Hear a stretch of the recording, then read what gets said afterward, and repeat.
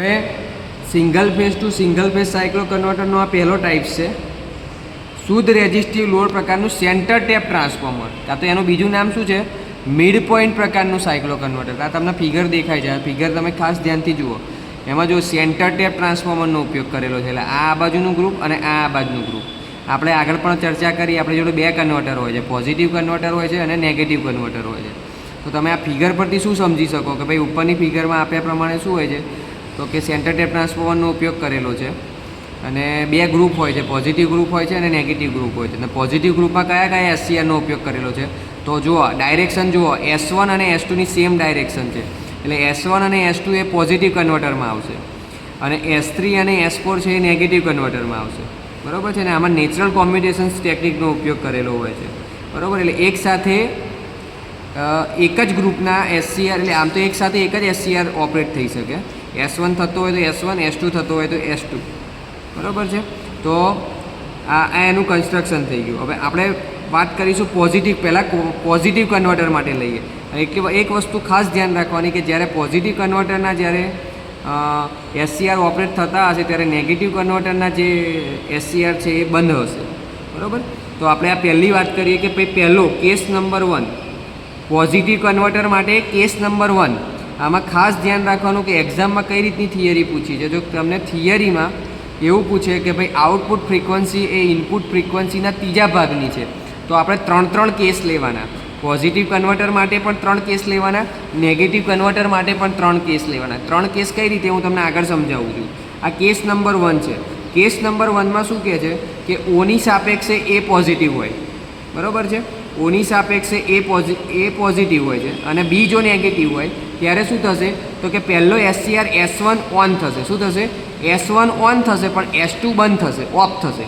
એટલે ત્યારે કરંટની ડાયરેક્શન શું હશે, તો તમે જુઓ કરંટની ડાયરેક્શન શું હશે, તો કે એ, ધ્યાન રાખજો ખાસ, એ S1 C લોડ O અને A જ્યાંથી ચાલુ થયું ત્યાં પૂરું થશે. આ કેસ નંબર 1 જ્યારે S1 ઓન થશે ત્યારે S2 બંધ થશે. આ થઈ ગયું પોઝિટિવ હાફ સાયકલ દરમિયાન. હવે બીજું કે એમાં ને એમાં ધારો કે આ છે, આ પોઝિટિવ હાફ સાયકલ દરમિયાન, આ નેગેટિવ હાફ સાયકલ દરમિયાન. હવે નેગેટિવ હાફ સાયકલ દરમિયાન એટલે શું થશે, આ કેસ નંબર 2 થઈ જશે. હવે કેસ નંબર 2માં શું કહે છે કે ભાઈ નેગેટિવ હાફ સાયકલ દરમિયાન શું થશે, તો કે બી પોઝિટિવ બનશે. શું બનશે?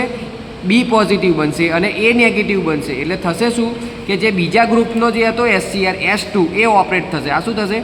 S2 ઓપરેટ થશે. તો S2 જ્યારે ઓપરેટ થશે ત્યારે કરંટની ડાયરેક્શન કઈ આવશે, તો કરંટની ડાયરેક્શન કઈ આવશે, તો કઈ આવશે, તો કે આમાં બી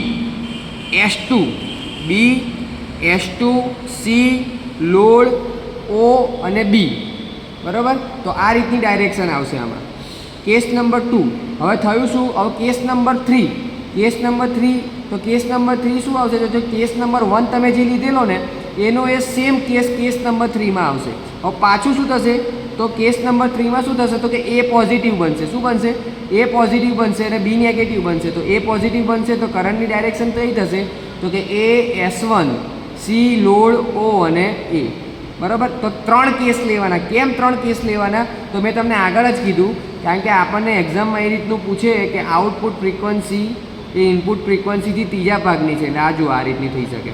એટલે પહેલાં 3 જે હશે 3 સાયકલ દરમિયાન, પહેલી 3 સાયકલ 3 હાફ સાયકલ દરમિયાન શું હશે, તો કે પોઝિટિવ કન્વર્ટરવાળા જે છે એ ઓપરેટ થશે. એટલે પોઝિટિવ કન્વર્ટરવાળા એસસીઆર એટલે S1 S2 બે જુઓ, એટલે S1 S2 અને S1 પાછું. બરાબર. હવે પોઝિટિવ કન્વર્ટરવાળા ઓપરેટ નહીં થાય. બરાબર. હવે આપણે શું કરવાનું છે, નેગેટિવ કન્વર્ટરવાળા ઓપરેટ કરવાના છે. તો નેગેટિવ કન્વર્ટરવાળામાં શું થશે, તો સેમ વસ્તુ થઈ ગયું. પણ એક વસ્તુ ખાસ ધ્યાન રાખવાની, જ્યાંથી તમે પોઝિટિવ લીધું હોય એનો બીજો કેસ એ નેગેટિવમાં જશે. એટલે આ કેસમાં આપણે શું લીધેલું, એ પોઝિટિવ અને બી નેગેટિવ. હવે આ કેસમાં શું આવશે, આ કેસમાં શું આવશે, તો કે ભાઈ બી પોઝિટિવ અને એ નેગેટિવ. એટલે કેસ નંબર 4. બરાબર છે. પણ નેગેટિવ કન્વર્ટર માટે, એટલે નેગેટિવ કન્વર્ટરના પણ બીજા 3 કેસ આવશે. Case number 4, case number 5, case number 6. એટલે કેસ નંબર 4 શું કહે છે કે જ્યારે બી પોઝિટિવ અને એ નેગેટિવ હશે ત્યારે. બરાબર. તો કરંટની ડાયરેક્શન શું થશે, તો કરંટની ડાયરેક્શન એવી થશે, બી પોઝિટિવ અને નેગેટિવ હશે તો આ નેગેટિવ બાજુ, એટલે નેગેટિવ કન્વર્ટરના ઓપરેટ થશે. બરાબર છે. તો નેગેટિવ કન્વર્ટરના ઓપરેટ થશે એટલે અહીંથી ચાલુ કરવાના. O લોડ C S4 બી અને ઓ. બરાબર થયું. આ કેસ નંબર 4 થયો. હવે કેસ નંબર 5. તો કેસ નંબર 5માં શું થશે કે એ પોઝિટિવ અને બી નેગેટિવ. બરાબર છે, એ પોઝિટિવ અને બી નેગેટિવ. ત્યારે કરંટની ડાયરેક્શન કઈ થશે હવે ઓ. હવે આ કેસમાં નેગેટિવ કન્વર્ટરમાં ઓથી ચાલુ કરવાનું. ઓ લોડ સી S3 એ અને પાછો ઓ. આ કેસ નંબર 5 થયો. હવે કેસ નંબર 6 તો બી પોઝિટિવ એ નેગેટિવ. તો જે તમારો કેસ નંબર 4 હતો એ કેસ નંબર 4 આમાં કેસ નંબર 6 તરીકે રિપીટ થશે. તો સેમ. તો કરંટની ડાયરેક્શન કઈ? તો કે ઓ લોડ સી S4 બી અને ઓ. આ રીતે 6 કેસ બનશે. ક્યારે? કે જ્યારે આઉટપુટ ફ્રીક્વન્સી ઇનપુટ ફ્રીક્વન્સીના ત્રીજા ભાગની હોય ત્યારે. હવે સમજો, તમને એક્ઝામમાં એવું પૂછે કે ચોથા ભાગની હોય તો શું કરવાનું? તો તમારે આ પોઝિટિવ કન્વર્ટર માટે હજી ચોથું ગ્રુપ લેવાનું.